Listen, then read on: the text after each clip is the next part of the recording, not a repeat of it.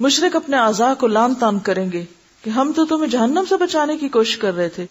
جواب میں اعضاء کہیں گے جس اللہ نے تمہیں گویائی کی قوت دی اس نے ہمیں بولنے کا حکم دیا، ہم کیسے انکار کر سکتے تھے. انطقنا اللہ الذی انطق کل شیء. ایک منافق سے اللہ تعالیٰ سوال کریں گے کیا میں نے تجھے دنیا میں عزت، حکومت، اہل و عیال، مال و دولت نہیں دیا تھا؟ وہ عرض کرے گا کیوں نہیں یا اللہ، سب کچھ دیا تھا. اللہ تعالیٰ دوسرا سوال پوچھیں گے کیا تجھے یقین تھا کہ قیامت آئے گی؟ اور اللہ تعالیٰ کے سامنے جواب دہی ہوگی. منافق کہے گا ہاں رب مجھے پورا یقین تھا، میں نے تیرا کلمہ پڑھا، تیری کتاب پر ایمان لایا، تیرے رسول پر ایمان لایا، نماز پڑھی، روزے رکھے، زکوٰۃ دی. یہ منافقین یہ سب کام کرنے والے ہوں گے. منافق اپنی تعریفیں کرنے میں پورا زور صرف کر دے گا جیسے ہم دنیا میں اپنے نیک اعمال کو خوب خوب بیان کر رہے ہوتے ہیں. اللہ تعالیٰ ارشاد فرمائیں گے اچھا ذرا ٹھہرو، تم اپنی خوب صفائی بیان کر چکے، تعریفیں کر چکے، ذرا ٹھہر جاؤ، ہم کچھ اور گواہ لاتے ہیں. منافق اپنے دل میں سوچے گا میں نے تو مسلمانوں کے ساتھ مل کر نماز روزہ کیا، آج میرے خلاف کون گواہی دے گا؟ کسی کو نہیں پتا چلنے دیا میں نے کہ میں کون تھا، میں نے تو کسی کو پتہ ہی نہیں چلنے دیا، میرے خلاف کون؟ اللہ تعالیٰ اس کے منہ پہ مہر لگا دیں گے اور اس کی ران کو بولنے کا حکم دیں گے. ٹانگ کو کہیں گے بولو. چنانچہ اس کی ران، اس کے بدن کا گوشت، اس کے بدن کی ہڈیاں اور اس کے جسم کا رواں رواں اس کی منافقت کی گواہی دے گا کہ ایک طرف تو یہ نماز اور روزہ کرتا اور دوسری طرف یہ اور غلط کام کرتا تھا. یعنی بظاہر اس نے اپنی دینداری کا روب جمانے کے لیے کچھ ریچولز اختیار کر رکھے تھے، لیکن اندر سے اس کی دوستی کفار کے ساتھ تھی، کیونکہ نبی صلی اللہ علیہ وسلم کے زمانے میں خاص طور پر منافقین کا یہی طریقہ تھا. مسلمانوں کو دھوکہ دیتے ہیں، ان سے غداری کرتے ہیں اور اسلام دشمنوں کے وفادار ہیں. لہذا جسم کا ایک رواں بولے گا.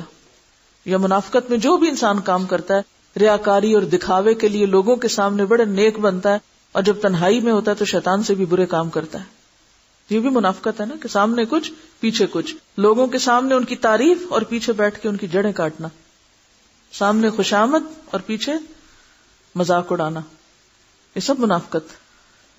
ایسے تمام منافقانہ طرز عمل، قول و فعل کا تضاد، ایک ایک چیز کھل جائے گی. اہل ایمان سے سوال و جواب کا انداز مختلف ہوگا.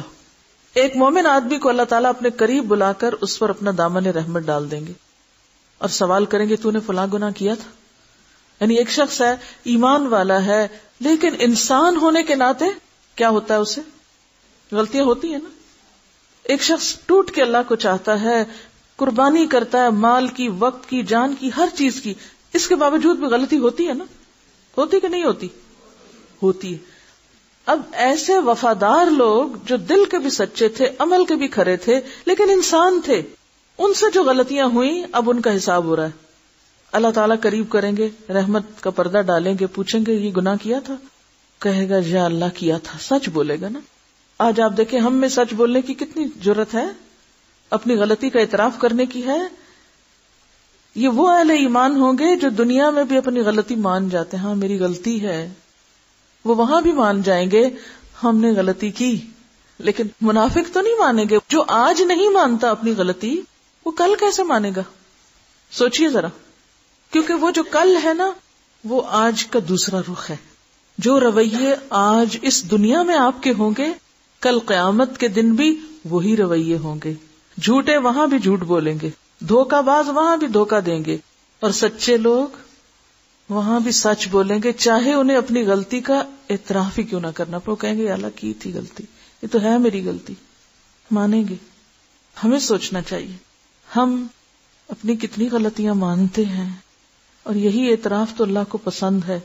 لہذا ان کی غلطیوں کے باوجود بھی پھر ان سے معاملہ مختلف ہوگا. اللہ تعالیٰ سوال کریں گے تو نے فلاں گناہ کیا تھا، تو نے فلاں گناہ کیا تھا. مومن عرض کرے گا یا اللہ کیا تھا. کبھی دنیا میں بھی بیٹھ کے تنہائی میں اللہ تعالیٰ سے بات کیا کریں اور منہ سے بول کے کہا کریں اللہ تعالیٰ میں نے یہ بھی گناہ کیا ہے، اللہ تعالیٰ میرا یہ بھی قصور ہے، اللہ تعالیٰ میں اس گناہ کا بھی اعتراف کرتی ہوں، یہ میری زیادتی ہے، تو مجھے معاف کر دے. لیکن ہم توبہ استغفار بھی بے سوچے سمجھے بس کر کے اٹھ جاتے ہیں. اب کر لی توبہ، مانگ لی معافی. کبھی منہ سے بولا کرے اللہ یہ میری غلطی ہے، اور کبھی کسی انسان کے سامنے بھی مان جایا کرے کہ ہاں یہ میری غلطی ہے. سب سے بڑی مشکل انسان کی کیا ہے کہ غلطی کر کے پھر یہ نہیں کہنے کی جرت رکھتا کہ میں غلط ہوں. اس لیے دنیا میں اصلاح نہیں ہوتی توبہ کی توفیق نہیں ہوتی اور قیامت کے دن پھر پکڑ ہو جائے گی. مومن عرض کرے گا یا اللہ ہاں کیا تھا. اللہ تعالیٰ اس کے ایک ایک گناہ کے بارے میں سوال کریں گے اور وہ اقرار کرتا چلا جائے گا اور سوچے گا اب تو ضرور ہلاک ہوا, اب تو شامت آئی, اب تو نہیں میری چھوٹ ہوگی, میں تو اتنا گناہگار ہوں. آخر میں اللہ تعالیٰ ارشاد فرمائیں گے میں نے تیرے گناہوں پہ دنیا میں بھی پردہ ڈالا تھا, آج بھی ڈال رہا ہوں, اور اسے جنت میں بھیج دیا جائے گا. یہ مخلص لوگوں کا حال ہوگا, سچے لوگوں کا. افراد کے علاوہ انبیاء اور رسل کی تکذیب کرنے والی اقوام سے بھی سوال کیا جائے گا, یعنی انڈیویجولی بھی سوال ہوگا اور کلیکٹیولی بھی. قوم نوح سے سوال ہوگا تم نے پیغمبر کی تکذیب کیوں کی, کیوں پیغمبر کو جھٹلایا؟ وہ حضرت نوح علیہ السلام اور ان کی دعوت کا انکار کریں گے, کہیں گے نہیں ہمیں تو کسی نے کچھ نہیں بتایا. اللہ تعالیٰ نوح علیہ السلام سے فرمائیں گے نوح اپنے حق میں کوئی گواہ لاؤ. حضرت نوح علیہ السلام عرض کریں گے میری گواہ امت محمدیہ ہے. سورۃ الحج کے آخر میں آتا ہے لِيَكُونَ الرَّسُولُ شَهِيدًا عَلَيْكُمْ وَتَكُونُوا شُهَدَاءَ عَلَى النَّاسِ. رسول نے آپ کو پہنچا دیا اور آپ کو آگے پہنچانا ہے, اور قیامت کے دن بھی آپ کی گواہی لی جائے گی. چنانچہ امت محمدیہ کے علماء, اولیاء, صلحاء حاضر کیے جائیں گے اور وہ گواہی دیں گے ہاں نوح علیہ السلام پیغمبر بنا کے بھیجے گئے اور انہوں نے 950 سال تک حق رسالت ادا کیا. قوم نوح کہے گی تم تو ہمارے زمانے میں موجود ہی نہیں تھے, یعنی آپ سے کیا کہے گی قوم نوح, تم تو ہمارے وقت میں تھے ہی نہیں, تم تو بعد میں آئے, تم یہ گواہی کیسے دے رہے ہو؟ اس پر رسول اکرم صلی اللہ علیہ وسلم کو لایا جائے گا اور وہ اپنی امت کی صداقت کی گواہی دیں گے کہ میری امت نے قرآن مجید کی روح سے بالکل سچی گواہی دی. مجھے اور آپ کو کہاں سے پتا چلا کہ نوح علیہ السلام نے اپنی قوم کو پیغام پہنچایا تھا؟ قرآن سے نا. اور اگر قرآن پڑھا ہی نہ ہو تو کیا گواہی دیں گے جس کو پتہ ہی نہ ہو کہ ایسا بھی ہو چکا. رسول اکرم صلی اللہ علیہ وسلم کی اس گواہی کے بعد قوم نوح لاجواب ہو جائے گی اور مجرم قرار پا کر جہنم میں ڈال دی جائے گی. ایسا ہی معاملہ قوم ہود, قوم صالح, قوم شعیب, قوم لوط اور دوسرے انبیاء کی اقوام کے ساتھ ہوگا. وَتَرَى كُلُّ أُمَّةٍ جَاثِيَةً, پھر اکٹھے کے اکٹھے پھینکے جائیں گے. جرم ثابت ہونے کے بعد کافر بارگاہ الہی میں درخواست کریں گے اے ہمارے رب ہم نے سب کچھ دیکھ اور سن لیا, بس ایک دفعہ ہمیں دنیا میں واپس بھیج دے, ہم ضرور نیک عمل کریں گے. اب ہمیں بالکل یقین آ گیا کہ یہ دن سچا ہے, اب ایک چانس ہمیں اور دے دیا جائے. ارشاد ہوگا یہ ممکن نہیں, اب تو تمہیں اپنے کرتوتوں کا ہمیشہ ہمیشہ کے لیے مزہ چکھنا ہوگا. دنیا میں ایک طالب علم فیل بھی ہو جائے تو اسے دوبارہ چانس مل جاتا ہے اور واپسی کا کوئی چانس نہیں. ارشاد ہوگا یہ ممکن نہیں. کفار دوسری درخواست کریں گے یا اللہ ہماری گمراہی کے ذمہ دار ہمارے پیشوا اور لیڈر ہیں, انہیں ہماری نسبت سے دگنا عذاب دیا جائے کیونکہ انہوں نے ہمیں بھٹکایا. آج بھی آپ دیکھیں نا کہ لیڈرز جو غلط سلط سیدھا الٹا بتاتے ہیں, لوگ بغیر سوچے سمجھے, بغیر کسی دلیل کے, آنکھیں بند کر کے اندھے بہرے لوگوں کی طرح ان کے پیچھے چلتے ہیں. بڑے بڑے لوگ جو دنیاوی اعتبار سے انتہائی عقل مند, لیکن جب دین کا معاملہ آتا ہے تو کسی سے کوئی دلیل نہیں مانگتے, آنکھیں بند کر کے دوسروں کے پیچھے چلتے ہیں. ارشاد ہوگا تمہارا یہ عذر بھی قابل سماعت نہیں. گمراہ ہونے والوں کو گمراہ ہونے کا عذاب دیا جائے گا اور گمراہ کرنے والوں کو گمراہ کرنے کا عذاب دیا جائے گا. اپنی اپنی جگہ تم دونوں ہی مجرم ہو, دونوں کو اپنے اپنے کیے کی سزا ملے گی. حشر میں اس قسم کے سوال و جواب کے علاوہ دیگر اعمال کا حساب کتاب بھی ہوگا. حقوق اللہ میں نماز کا حساب سب سے پہلے ہوگا. جو آدمی نماز کے حساب میں کامیاب رہا وہ انشاءاللہ باقی اعمال میں بھی کامیاب رہے گا. جو نماز کے حساب میں ناکام رہا باقی اعمال میں بھی ناکام رہے گا, کیونکہ ارشاد نبی کیا نماز جنت کی کنجی ہے. حقوق العباد میں سب سے پہلے قتل, اس کے بعد دوسرے اعمال. مقتول کو قاتل سے, مظلوم کو ظالم سے, مجبور کو جابر سے حق دلوایا جائے گا. اللہ تعالیٰ اعلان فرمائیں گے میں بادشاہ ہوں اور حقوق دلوانے والا ہوں. آج کوئی جہنمی اس وقت تک جہنم میں نہیں جا سکتا جب تک کسی جنتی کو اس کا حق نہ دلوا دوں, اور کوئی جنتی اس وقت تک جنت میں نہیں جا سکتا جب تک کسی جہنمی کو اس کا حق نہ دلوا دوں. کیا معنی اس کا؟ یعنی ایک شخص کو جہنم میں جانا تھا لیکن اس کے اوپر حق تھا کس کا؟ ایک جنتی کا. اب کیا ہے, کیسے ہوگا یہ کہ جہنم میں جانے والا اس جنتی کے حصے کے بھی گناہ لے کے مزید سزا بھگتے گا اور اس کا درجہ بلند ہو جائے گا. اور اسی طرح ایک شخص جنت میں جا رہا تھا اور دوسرا جہنم میں, جنت والے نے کس کا حق مارا ہوا تھا؟ جہنم والے کا. اب کیا ہوگا؟ جنت والے کے عمل لے کے جہنم والے کو دیے جائیں گے. اب جہنم والا اگرچہ جہنم سے نہ بھی نکلے لیکن اس کا عذاب کم ہو جائے گا اس وجہ سے، اور جنت والے کا درجہ نیچے ہو جائے گا. لیکن ہم حقوق العباد کے معاملے میں کتنے بے پرواہ ہیں. ہم سمجھتے جس کا مرضی مذاق اڑا لیں، جس کی مرضی غیبت کر لیں، جس کو چاہیں ذلیل کر دیں، جس کے ساتھ جو زیادتی چاہیں کر لیں، ماں باپ کا کہنا نہ مانیں، ان کی کوئی عزت نہ کریں، بہن بھائیوں کا کوئی خیال نہ کریں، تو کوئی فرق نہیں پڑتا. کیا ہوگا؟ نہیں. آپ چاہے جنت میں بھی جا رہے ہوں اور دوسرا جس کا آپ نے حق مارا وہ جہنم میں بھی جا رہا ہو، تو بھی کیا کرنا ہوگا؟ اس کو اس کا حق دینا ہوگا. حقوق کا معاملہ بہت سخت معاملہ ہے، معمولی نہیں ہے. چھوٹے سے چھوٹے ظلم اور معمولی سے معمولی زیادتی کا حق بھی اللہ تعالیٰ حقدار کو دلوا کے چھوڑیں گے. اگر ہمیں یہ احساس ہو جائے تو میں سمجھتی ہوں ہماری ساری زندگی لوگوں سے معافی مانگتے ہی گزر جائے کہ میں نے تمہارے حق میں اگر کچھ بھی کیا ہو تو پلیز معاف کر دو. اور معافی مانگنے سے پہلے تو ہم یہ خیال کریں کہ ہمارے سے کسی کو تکلیف ہی نہ پہنچے. کتنے کانشیس ہو جائیں، کتنے محتاط ہو جائیں.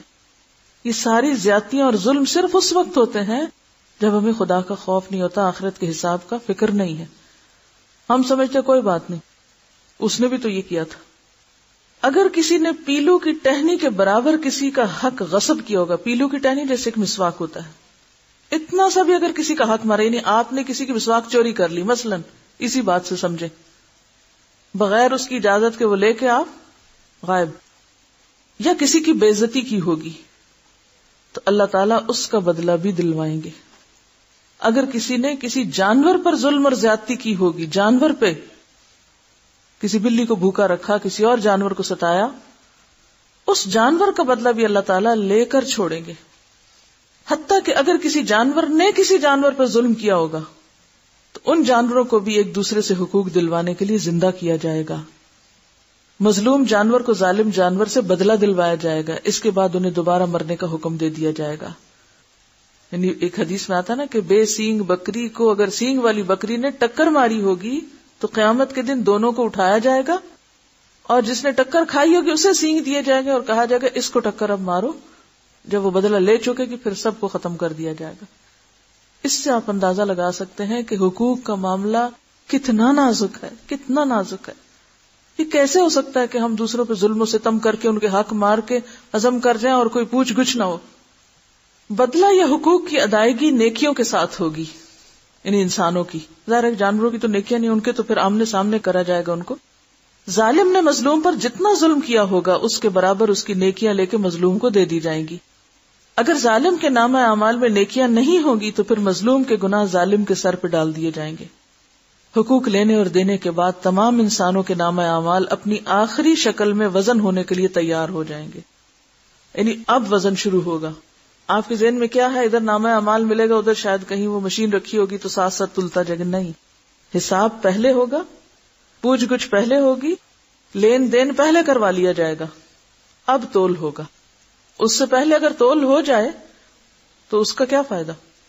کیونکہ ابھی تو آپ کو اوروں سے بھی بہت کچھ لینا ہے اور اوروں کو بہت کچھ دینا بھی ہے. وہ نامہ اعمال اٹھ کے جو آپ کو پکڑایا گیا تھا وہ ابھی سارا آپ کا نہیں ہے. ایک شخص پہاڑ جتنی نیکیاں لے کے وہ بھی خوش ہو رہا ہوگا کہ بہت کچھ ہے میرے پاس، لیکن جب حساب کتاب شروع ہو تو پتا چلے گا اتنا لوگوں پہ ظلم ڈھایا ہوا ہے کیونکہ وہ تو سارا انہی کے پاس چلا گیا. اب وہ تول کے اوپر کیا آئے گا؟ تو اب آپ دیکھیے یہ ساری باتیں جو بتائی جا رہی ہیں یہ کھیل تماشا نہیں ہے. یہ ایسا ہوگا. جب تک ہمارا یہ یقین پختہ نہیں ہوتا ہمارے عمل درست نہیں ہو سکتے، ہماری زبانوں کی اصلاح نہیں ہو سکتی، ہم ایک دوسرے کے معاملے میں محتاط نہیں ہو سکتے. کیونکہ دنیا میں کیا، جس کی لاٹھی اس کی بھینس، جو ذرا طاقتور ہے، جس کے پاس زیادہ زور ہے وہ دوسرے کو دبانے کی کوشش کرتا ہے، دوسرے کا حق مارنے کی کوشش کرتا ہے. قیامت کے دن حساب بڑا باریک ہے.